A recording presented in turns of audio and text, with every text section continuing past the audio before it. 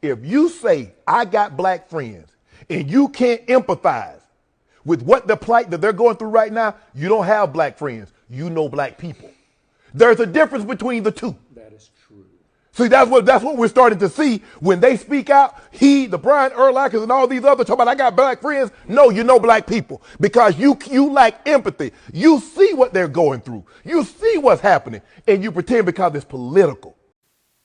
Folks, I'm not even going to go do my intro because I just want to go straight into it.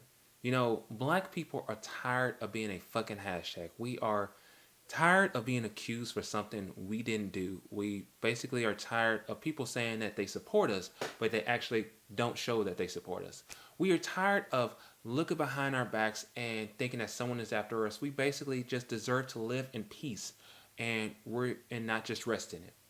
Now, there is so much I'm going to talk about in my video because this might be separated into two parts, so bear with me if you don't mind. But again, there was so much going on. I was working on this and more is being added to this as well. So again, bear with me as I deal with all this. Now, the first thing I want to talk about is with Daunte Wright. And hearing about this is truly devastating. You know, watching the video and everything, you just go in, how in the hell do you confuse a taser with a gun? And, you know, with the weight difference between the both of them. Plus, if you've been on the force for at least 26 years, you should know the difference between the two. You know, there shouldn't be no, I got confused and everything is the wrong way. Now, if you don't know what happened, I will try to sum it up as I can in whatever way. But according to Police Chief Tim Gannon, officers pulled over Mr. Wright on Sunday afternoon for a traffic violation related to expired registration tags. Now, as the police detained Mr. Wright, he stepped back and he got back into his car, prompting a struggle between the officers and everything's so long wait.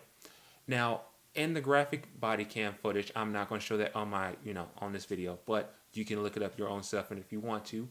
It was posted on Monday, and you can see one officer, who I will be naming later on, pointing a handgun and shouting out, "Taser, taser, taser." However, like I said, how do you confuse a taser with a handgun?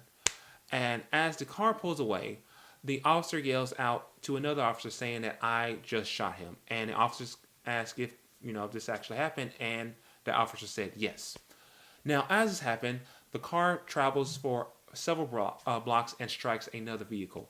Wright was announced dead on the scene of the incident. His girlfriend, who was with him, identified by his family, she sustained non-life threatening injuries, and she was transferred to the hospital. Now, during the week of all of this, Daunte Wright's mother, Katie Wright, told reporters that her son called her as he was getting pulled over by the police. Now, she said that as he was getting pulled over, he said that he was getting pulled over because he had air fresheners hanging from his rearview mirror. Again, this is what happened, and this is what we're finding out about throughout this whole story. Now, along with this, she said that she told Daunte to give the phone to the police so that way that she can give information about the insurance on the car. Yet during that whole thing, she heard the officer saying to tell Daunte to put the phone down and come out of the car. And as she heard the phone being pulled down, put down the phone and everything, she heard a scuffling between officers and telling Mr. Wright for him to not run. Then she said someone hung up. As she called back, Daunte's girlfriend, who was with him, answered the phone and said that her son has been shot. Now, the officer who shot Daunte Wright was former police officer Kim Potter. Now, Potter resigned on Tuesday. Yet, from the Bureau of Criminal Apprehensions, the state agency that investigates police killings in Minnesota, they said that Miss Potter has been arrested and was taken into custody on Wednesday morning. Now, she faces a second-degree manslaughter, and along with that, the former police chief, Tim Gannon, announced his registration on Thursday.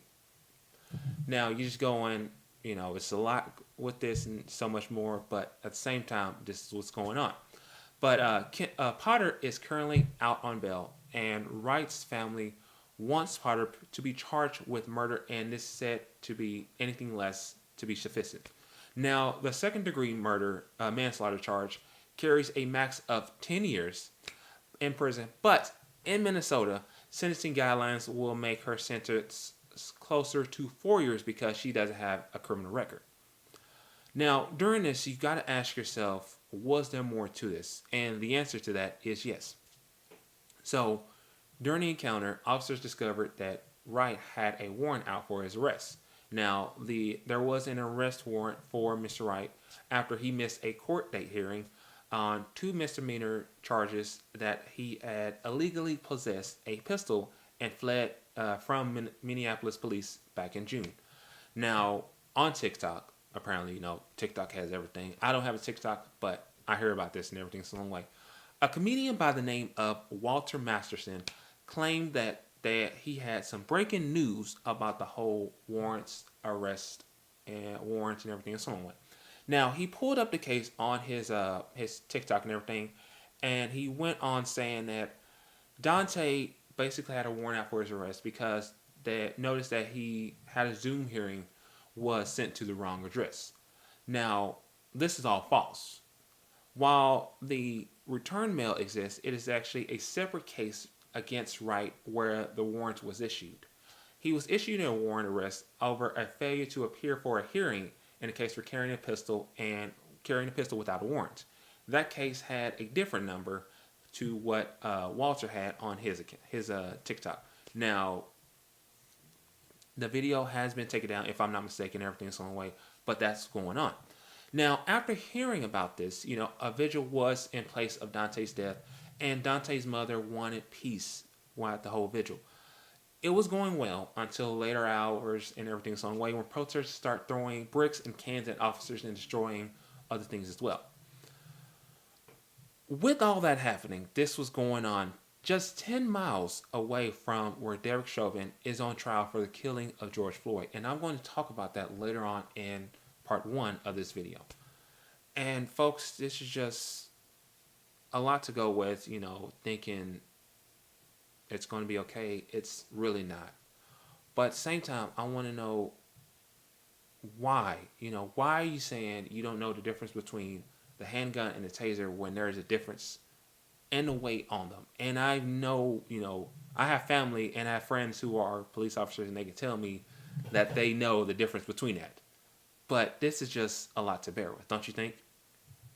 Hearing about this on the next story is just, wow. At this age, you really didn't expect it. But here we are. And you think with a fatal shooting, the footage would be released the next day or so. I mean, if it happened with Daunte Wright, shouldn't have happened with this. But we are now finding out about 13-year-old Adam Toledo 3 weeks after his death. And during a sensitive time, as we are dealing with the trial of Derek Chauvin and Daunte Wright and much more. Again, Toledo was 13 years old, a 7th grader, and one of the youngest people killed in Illinois. At the age of 13, I was dealing with Pokemon, cartoons, meeting new people, dealing with middle school, all that kind of stuff. Now, you're probably trying to figure out what went down. Well, early morning on March 29th, 2 officers responded to reports of gunfire when they saw 2 people in an alleyway and they started to chase them. Prosecutors said that Adam was holding a gun when he ran down an alley as an officer called for him to stop and drop the weapon. Now, in the moment of this, Adam was seen holding the gun and then throwing it behind a wooden fence and before raising his hands as was told by the news media. Now, if you watch the video, I'm not going to show the video, like I said, not going to show graphic videos as much and everything's on the way. But you can hear the officer yelling for Adam to stop. And when the officer gets close and tells him to stop, he tells Adam to show me your hands and drop whatever was in his hand. Now, as Adam turns and lifts up his hands, the officer opens fire and strikes him straight in the chest. After, he can be seen showing CPR towards Adam and telling him to stay with him as blood is coming out of his mouth and everything's on the way. This all happened within less than 5 seconds. 5 seconds, this happened within less. Now, Adam listened to what the officer said, but yet he paid the price with his life. And you just gotta, just watching it, you figure, really, the kid listened to you, and he did what you told him, yet you still fired the bullet at him. Now, as told by his mother, Elizabeth Toledo, Adam was missing for several days before returning home on March 28th. And that the day before shooting, on that Sunday, she saw him going to his room with his brother, and the next day he was gone. And that's when she found out that Adam was dead from the police. Now, the officer who killed Adam was Eric Stillman, who was white, and whose lawyers say that he had been placed on administrative leave for administrative duties, for 30 days. Now, if he was black, it'd be a whole different story. But more than likely, he'll be facing the same thing as Kim Potter is currently facing later on. Not sure, but again, that's what's going on. Now, if you watch the video, you can see that Toledo was with a 21-year-old man as they both fled on foot. Now, the 20-year-old man, he was subdued and he was arrested. And he was arrested on a misdemeanor charge of resisting arrest. And with multiple videos, we can't see if Adam actually had a weapon on him or, what went down and so much more. It's just grainy in some parts and everything is on the way. And not sure if this is true or not, but it showed that Stillman never fired his service weapon as records being shown in the department and whatnot. But again, Adam Toledo was 13 years old. 13 years old, and this kid is now gone. He's not going to be able to hang out with his friends. He's not going to be able to go to prom or anything else like that growing up. He's going to be 6 feet under. And it's just truly devastating to hear about this. I've got cousins who are his age. And, hearing about this, I worry. I worry about my family. I worry about my friends. With everything happening, I worry so much. And I try to keep calm, but I really don't. Because my anxiety levels go through the roof. And it's really painful to see what happened with Daunte Wright, what happened with Adam Toledo, what's going on with this trial with Derek Chauvin, and so much. This shows how much our nation doesn't, do a lot. It's just so much to bear with. This story, I'm loving it, yet I'm terrified and I'm worried about it. So, we are in the final moments of the Derek Chauvin trial for the killing of George Floyd this week, and it is a lot. If you have been watching it live, or if you've been reading about the updates and everything like I have, then you understand. I've talked about this in quite a bit of my videos. I actually talked about it last year when this all happened. So if you want to watch that, you can also watch that as well. But with this and everything, there is a lot to understand. There is a lot to go through and so much more. But Chauvin said that he was not guilty for the killing of George Floyd. Yet, the whole world saw the video of him kneeling on top of George Floyd's neck for 9 minutes. Prosecutor Steve Schleicher gave an account on George Floyd's last moments during his closing arguments and so much more along with that. Now, I would love to show you guys what he said and everything, but I will try my best to do what I can. Clear, this is not the trial of George Floyd.